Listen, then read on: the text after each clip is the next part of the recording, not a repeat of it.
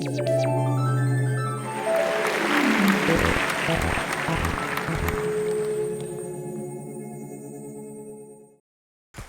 afternoon, everyone. How are you?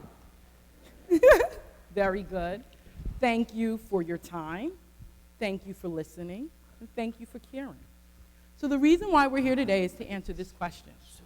What might we wisely teach our students during this time of radical cultural and technological change?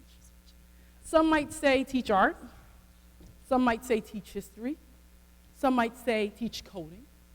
But as a parent and educator, the most important lesson that I teach is love your hair. So now let me explain. So in case you haven't noticed, I'm black. And in case you haven't noticed, black people often have radically different hair from our European and Asian counterparts. Not all the time, but most often. Our hair very often is not straight, not wavy, not curly, but kinky, frizzy, gravity-defying hair. And for this difference, we are often bullied. And this bullying contributes to a sense of self-loathing. Self-loathing so deep that black women spend billions of dollars on straighter hair weaves and wigs. So deep that black women put toxic chemicals in our hair and in our children's hair, children as young as 3 years old, in order to eliminate the kinks and make the hair straight. And I often tell black women, women of African descent, if God wanted us to be dark-skinned with straight hair, he would have made us Sri Lankan or Bangladeshi or, some other version of South Asian people, but we're African and we have this here. So anyway, let me tell you a story about this bullying. So this is me with my two children, Jojo and Miles, my two boys. One day I took the bigger boy, Jojo, to the barber shop. And I tried to explain to the barber, don't shave off all his hair. That's the easiest thing to do for a fidgety toddler. Don't shave it all off. The barber then proceeds to shave it all off. And when I say, hold up, what are you doing? The barber says, how can I tell you this? You have a real nigger right here. He's a native boy. He's from the tribe. This is not pretty hair. It should be shaved off. And this is a black barber, right? So he used this racial pejorative term to demean my son because of this idea that kinky hair shouldn't be seen. But that's just the tip of the iceberg. People of African descent have lost their jobs for showing their kinky hair, and black children have also been expelled from school. So this is Vanessa Van Dyke. She has puffy hair. Kids at her school were teasing her for her puffy hair, and she goes to the administrators and says, hey, they're teasing me. And the administrators, instead of talking to the bullies, they say, your hair is the problem. It is too puffy. Change it or leave. This is Tiana Parker. She wore her kinky hair in dreadlocks, and she was expelled from school because the school's policy banned dreadlocks. So this Eurocentric, and I say Europe because I'm West African, my parents are West African, and we don't typically look like this. So this, this Eurocentric notion of women having long, straight flowing, preferably flaxen hair, and men having shorter, straight hair. It doesn't only oppress people of African descent, it can also oppress white people. This is Sunne Kali. She's a rough and tumble type of girl. She likes to wear her hair short. Her school sent a letter to her grandparents saying that they would expel her if she did not grow her hair longer and start acting more feminine. This is Cameron Renfro. She's on the left. Sweet young lady. She decided to shave all her hair off in solidarity with her friend who was suffering with cancer, and the school threatened to suspend her because they said that shaved head for girls was against the rules. And they said that they needed these rules in order to ensure uniformity. People! Uniformity? Uniformity or sameness? That is the very last thing. That's like teaching mediocrity. It is the last thing we should be teaching our children during this time of rapid cultural and technological change. In Daniel Pink's book, A Whole New Mind, he describes the several factors that will enable different, creative, right-brained people to have a strategic advantage in the future. So what are these factors? For example, there's abundance. There are just so many different products out there, so many different messages.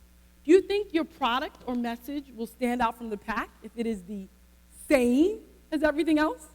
Right? There are 268,000 tweets going out per second. Is your message going to go viral because it is the same? Has the iPhone done well because it's the same as all other phones? And this is a model. Her name is Chantel Brown-Young. She has experienced a meteoric rise to success because she looks different. She has vitiligo. So clearly, there's something good about being different and standing out during the modern era. So how do we teach our children this? How do we get them to have the courage to be different? So after that barbershop incident with my son, I really wanted to create a story to help him love his hair. Can I tell you the story, my friends? So the name of the story that I wrote, a children's storybook, it's called Sunne's Gift. And in the book, a creator named Niami creates 4 children to take care of the world. These children are Sunne, Earthe, Watre, and Winde. And the creator gives them all special gifts. So Sunne has the gift of the sun and has spirally hair that grows toward the sun. Earthe has the gift of the earth and has straight hair that grows toward the soil. Watre takes care of the water and has hair that flows like water. And Winde takes care of the wind and has hair that blows with the breeze. And the creator says, you are all my children, made in my image. Honor each other and honor your gifts. And in the beginning, things are going great, right? Sunne does a wave dance every morning and evening to make the sun rise and set. And by doing hip circles every afternoon, Earthe puts nutrients into the soil. And when the soil becomes dry, Winde does finger jiggles. Watre does finger jiggles to summon the rain. And Winde blows out gaseous gusts of air that cause the seeds to travel to new places. All is going well, but then one day they go to a river. And for the first time, they look at their reflections. And it occurs to them that Sunne looks different. Earthe, Watre, and Winde all have hair that grow down. But Sunne's hair stands tall. And they're confused about this difference. And they make me jealous. Why did Niami give Sunne the special hair? And sometimes they just want to fit in. So they all start bullying Sunne. Your hair is ugly. Your spirally twists look ridiculous. You look bad. Sunne's heart sinks. Sunne doesn't want to be different, ugly, ridiculous, or weird. So Sunne picks up a stick and begins to beat every spiral of hair to make it straight. And with each slap, Sunne's head aches and Sunne feels weaker. But Sunne continues. But when the last spiral of hair becomes straight, all of the hair falls out. Darkness descends upon the land. Sunne, Earthe, and Watre look at each other in horror. That's not the whole story, but that's all I'm telling you today. So I wrote this story because I wanted my children to love their hair, understand its beauty and its magic and its power. I wanted them to love their hair, love their skin, love themselves in a society that often does not place value on their hair or their skin or their lives for that matter. But is this simply about hair? No. So as people of African descent rid themselves of Eurocentric beauty standards and come to embrace their kinky hair at all lengths, it is really symbolic.